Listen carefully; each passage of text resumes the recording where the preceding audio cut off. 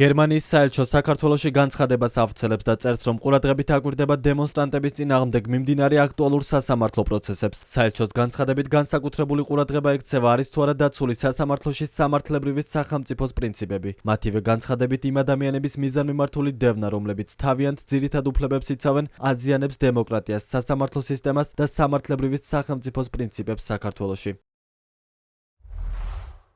გერმანიის საელჩო ყურადღებით აკვირდება დემონსტრანტების წინააღმდეგ მიმდინარე აქტუალურ სასამართლო პროცესებს, მათ შორის ავთანდილ კუჭავასა და დავით გოგილაშვილის წინააღმდეგ. თბილისის საქალაქო სასამართლოში გამართულ მათ სასამართლო პროცესებს გასულ კვირას ჩვენ ევროპელ, ამერიკელ და ბრიტანელ პარტნიორებთან ერთად დავესწარით. ამასთან განსაკუთრებით ვაქცევთ ყურადღებას დაცული არის თუ არა სასამართლოში სამართლებრივი სახელმწიფოს პრინციპები. დაკავებულებს ბრალად ედებათ სამართალდამცავი ორგანოების მოთხოვნისადმი დაუმორჩილებლობა. ბევრი მათგანი პროტესტების დროს პოლიციის გადამეტებული ძალადობის მსხვერპლიც გახდა. იმ ადამიანების მიზანმიმართული დევნა, რომლებიც თავიანთ ძირითად უფლებებს იცავენ, აზიანებს დემოკრატიას, სასამართლო სისტემას და სამართლებრივი სახელმწიფოს პრინციპებს საქართველოში.